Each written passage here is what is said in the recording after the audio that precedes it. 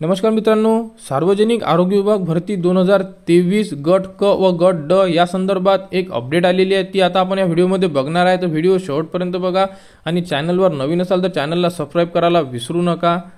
तर बघा, यामध्ये मल्टीपर्पज हेल्थ वर्करच्या ज्या पोस्ट आहेत त्यांचे रिझल्ट लागणे सुरू झालेले आहे आणि ते नॉन पेसाचे रिझल्ट असणार आहे। तर बघा, यामध्ये multipurpose health worker male district malaria office Sangli non PESA यांचा रिझल्ट लागलेला आहे। त्यानंतर बघा, रत्नागिरी, त्यानंतर रायगड, त्यानंतर पुणे, नाशिक, नंदुरबार, नांदेड म्हणजे गट ड मध्ये ज्या विद्यार्थ्यांनी अर्ज केले होते त्यांचे रिझल्ट लागणे सुद्धा सुरू झालेले आहे।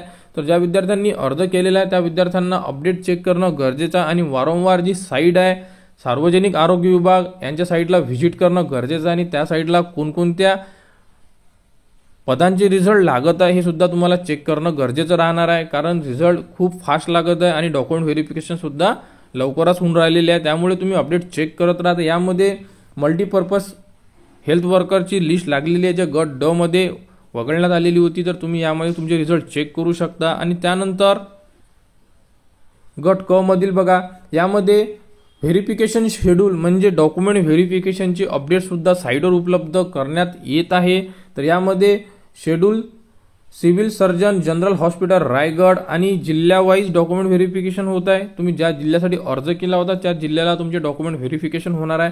तर यामध्ये पुणे, त्यानंतर परभणी जनरल हॉस्पिटल, पालघर, नाशिक, नांदेड या प्रकारे तुमचे डिस्ट्रिक्ट वाईज डॉक्युमेंट व्हेरिफिकेशनचे अपडेट आलेले आहे। आणि ही बघा, व्हेरिफिकेशन शेड्यूलचे जे डॉक्युमेंट्स आहेत ते व्हेरिफिकेशनचा टाइम टेबल यामध्ये दिलेला आहे। तर अशा प्रकारे पूर्ण जे व्हेरिफिकेशनचा टाइम टेबल आहे हा साईटवर उपलब्ध केलेला आहे। आणि त्यानंतर बघा, यवतमाळचा सुद्धा नॉन पेसा मल्टीपर्पज हेल्थ वर्करचा रिझल्ट साईटवर उपलब्ध झालेला आहे। म्हणजे नियर अबाउट सर्व जिल्ह्याचे गट ड या संवर्गाचे रिझल्ट साईटवर उपलब्ध करून दिलेले आहे। यामध्ये बघा, वाशिम, वर्धा, सोलापूर, कोल्हापूर, नागपूर, यवतमाळ यामध्ये पूर्ण रिझल्ट उपलब्ध केलेले आहे। तर तुम्ही गट ड या संवर्गात अर्ज केला असेल तर तुम्हाला ही अपडेट चेक करणं खूप गरजेचं राहणार आहे। यामध्ये तुम्हाला रिझल्ट चेक करायचा आणि तुम्हाला सिलेक्शन लिस्टला क्लिक करायचं आहे।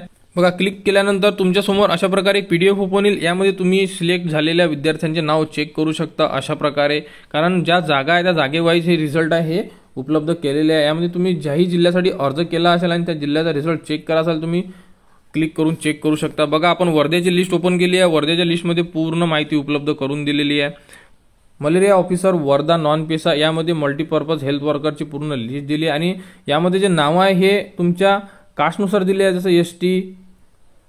जसे एसटी, ओबीसी वगैरे या प्रकारे तुम्ही रिझल्ट चेक करू शकता। आणि त्यानंतर तुम्हाला जे इथे व्हेरिफिकेशन शेड्यूलचे ऑप्शन दिलेले आहे, इथे तुम्ही ज्या जिल्ह्यासाठी अर्ज केला आहे तिथे तुम्ही क्लिक करून तुमचा जो टाइम टेबल आहे तो सुद्धा चेक करू शकता। जसे की यावरती क्लिक केल्यानंतर बघा, यामध्ये तुम्हाला कोणत्या दिवशी तुमचे डॉक्युमेंट व्हेरिफिकेशन होणार आहे ते यामध्ये दिलेले आहे। जसे की डिस्ट्रिक्ट हॉस्पिटल धुळेची ही लिस्ट आहे।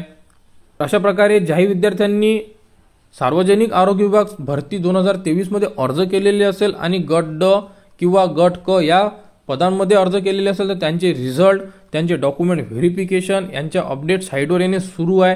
तुम्ही कंटिन्युअसली साईटला व्हिजिट करत राहा आणि ज्याही अपडेट येत आहेत त्या अपडेटवर लक्ष ठेवा, जेणेकरून तुमच्याकडून कोणतीही अपडेट मिस व्हायला नको। आणि सार्वजनिक आरोग्य विभागाबद्दल जेही पुढील अपडेट येईल ती तुम्हाला आपल्या YouTube चॅनलवर उपलब्ध करून देण्यात येणार आहे। त्यासाठी आपल्या चॅनलला सबस्क्राईब करा।